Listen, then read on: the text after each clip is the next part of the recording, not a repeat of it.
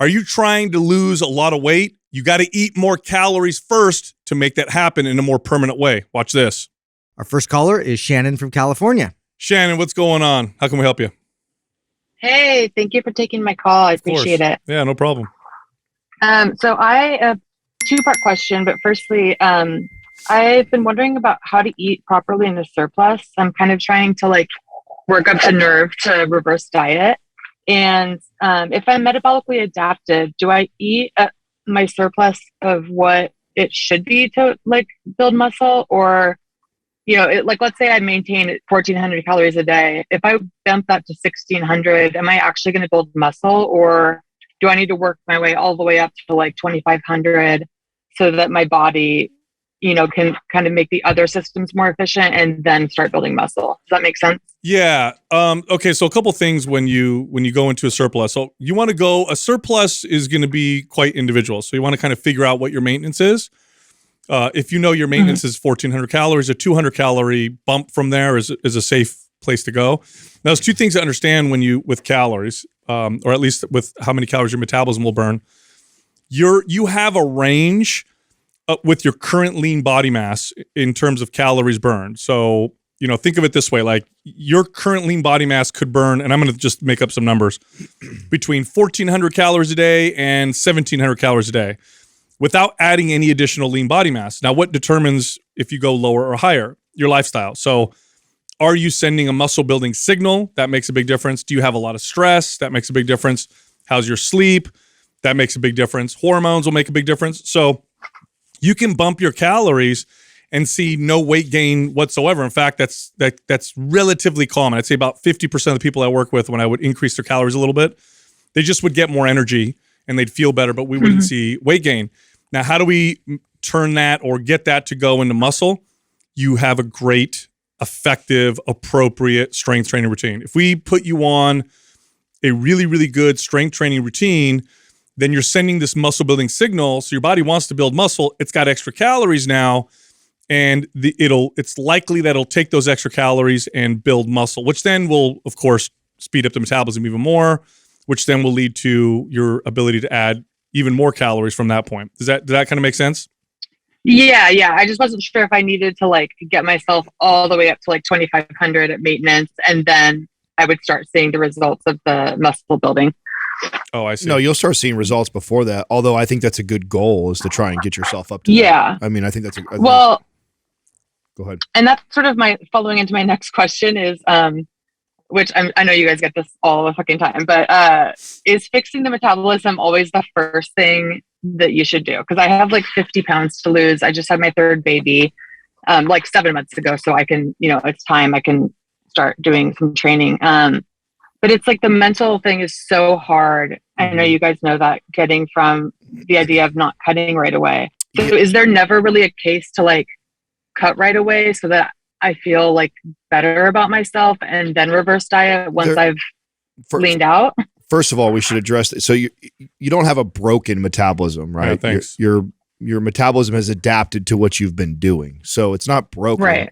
And is there a case where we have somebody, a client, where I go right into a cut who wants to lose body fat? Sometimes, but it's more rare, because this is what ends up happening many times. Most people have tried, before they get to one of us, normally, when we were trainers, they had tried to diet and exercise themselves for months or years before they got to us, before they got frustrated enough to say, hey, I need to hire a professional and help. So I would say 9 times out of 10, I'm almost always reverse dieting a client, even when so I'm always adding calories to start their programming off, even if their goal is to lose 30, 40, 50 pounds. And it's not because they have broken metabolisms. It's just that for an extended period of time, they've been in this very low calorie diet, and, many times have yo-yo dieted and tried exercise. And many times the exercise that they would go after would be this high intensity aerobic type of training, which is just, again, sending a signal to that metabolism to slow down. So it's not that, we don't have cases where we cut calories, and it's not that you have a broken metabolism. It's just that the case normally is that people have tried to do this on their own. The way they've done it on their own is restricting calories, moving like crazy, i.e. cardio. And then we get a hold of them, and it's okay, you're at 1,400 calories and you've got 30, 40 pounds to lose, I know that I can't cut you from there. Like you're already lower than I want. You're already lower than where I want you to be at the end of my help. So the inevitable is to absolutely reverse diet. Yeah, and remember we're looking long term. So we're trying to create, because this is very true. Losing weight is not hard. It's actually quite easy. The hard part is keeping it off. Everybody's lost weight before. Millions of people do it every year. It's the keeping the weight off that is the challenge. And so we focus so much time and energy on losing weight, which is dumb, because if you look at the statistics, people who try to lose weight, a majority of them are successful at some point to some extent, but the majority of them fail at keeping it off long term. So why are we focusing so much energy on the weight loss? Why not focus the energy on how can I set myself up so that this is something that is sustainable? Now, is it sustainable to go from 1,400 calories to 900 calories to try to lose 30 pounds? Probably not. Unless you want to eat 900 calories for the rest of your life, that's a tough position to be in. You said you had a 7-month-old. Are you still breastfeeding? No, I just weaned. Okay, so good. That's because that can make things a little bit more challenging. And then here's the other part. You wrote this in your question, and you this is the part that you wrote down that you didn't necessarily say, but you kind of hinted to this, is that there's this mental aspect. Like you're ready to lose weight, and you're like, okay, I got to reverse diet and build up, and it's going to take longer. And, I kind of, maybe you feel bad about yourself, or you're maybe a little impatient. You're like, I want to get this going. Here's the trick. Here's the key to that. Don't focus on the weight loss. Focus on all the other positives that you get from slowly increasing your calories and introducing appropriate exercise. Focus on all the other benefits. So you may not see the scale move down real quick at first. Remember, it's kind of a snowball effect, right? If you do this right. But what you will notice is you're stronger, your energy is improving, which is probably something that you're going to enjoy quite a bit, considering you have a 7-month-old. So you probably have gone through a period of not that great energy. So it's like, oh my God, I got way more energy. Oh my God, I'm feeling much stronger. My hormones are starting to feel like they're balanced again. My libido's kind of coming back. My sleep is better. My joints feel better. Wow, I'm really enjoying my workouts. And then focus on those things, and you'll see all the positives that are happening right out the gate. So it's easier to deal with. If you just focus on the weight, well, yeah, that can be real frustrating. And what'll happen is you'll ignore or not to pay attention to or give value to all those other incredible things that happen in the very beginning. And then, of course, eventually the weight loss starts to happen. And then it's a snowball effect. It happens faster and faster and faster. And if you do this right, Shannon, it'll feel effortless. What I mean by that is, as the weight starts to come off your body, as you start to burn body fat, clients would tell me this all the time. They'd say, this feels really weird. Like I'm doing way less than before. I'm just getting leaner.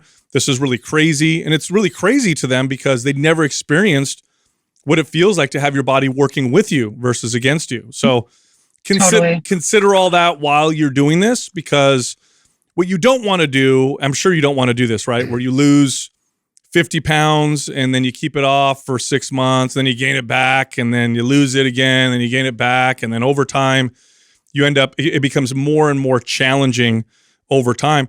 Like, let's do this the right way. It might initially take a little bit longer, but at the end of this, you'll feel amazing and it'll be much more sustainable. So that's the message that we're really trying to preach. Shannon, what's your training look like right now? So I'm actually doing anabolic. Okay. I'm kind of oscillating between days that I can get to the actual gym where there's barbells. So I use the at-home program and just the regular one too, just depending on kind of like what I have going on. Perfect. Yeah. Okay, perfect. Yeah, you're set. Stick to that. That's it. Yeah. Thank you. Those are good reminders. It's like I gained like 60 pounds with each kid, and I've lost it each time. But this time I'm like, okay, I want to like do it right. And so thank you guys. I really appreciate the reminders that to trust the process, I guess. No problem. And congratulations on the third baby. That's amazing. Thank you. I'm done. Good for you. Thank you, Shannon. Thanks, Shannon. All right. Thank you. Bye-bye. Bye. Yeah, it's like, boy, I use this analogy all the time, but it's like, you're like, I want to build a house. And then, the guys are like doing the foundation. Like, no, stop doing that. I want to see the house tomorrow.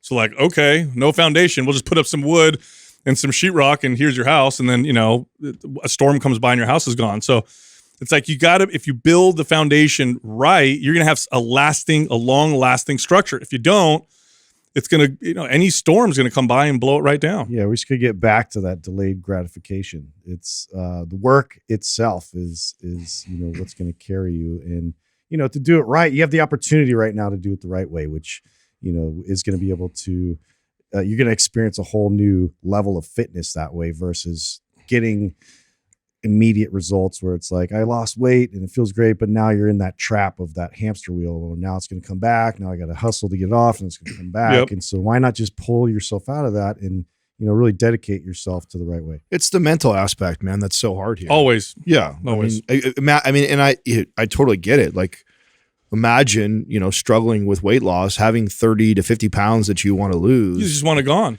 Yeah. And someone telling you to eat more sounds counterintuitive. So it flies right in the face of what you've been marketed to. And It seems illogical. Yeah, it totally seems illogical. So of course that's going to be difficult. And then heaven forbid the scale actually goes up a little bit, which is very possible. Sure. I know you said that, a lot of people stay the same or end up losing, which if you do a good job of adding just the right amount of calories, you should see what you're saying. But it's not bad either if you go up 3 to 5 pounds. No, that happens from extra water. That's right. Yeah. Yeah. And maybe you have great genetics with building muscle. Maybe you have a hard time losing body fat, but you put on muscle really well. And so your body adapts and you add 3 to 5 pounds on the scale, but you've added some good muscle and you've sped up your metabolism. That's a very good place to be in. So yeah, it's a bit of a mind fuck when you're struggling to lose weight. But when you get somebody who's at 1,400 calories, I don't care how much you got to lose, whether it's 10 pounds or 100 pounds. Not a good place to be. Yeah. I know right away that I've got to get this person's calories up because it's just not a sustainable place. And in order for us to lose, we have to create that deficit. And it's just not likely the amount of activity or the amount of calories they'll have to restrict is going to be something they can maintain for the rest of their life. And one of the biggest problems with this scenario is this attitude right here. You know what? I'm just going to lose it, and then I'll worry about keeping it off later. Yeah. It's like That never works.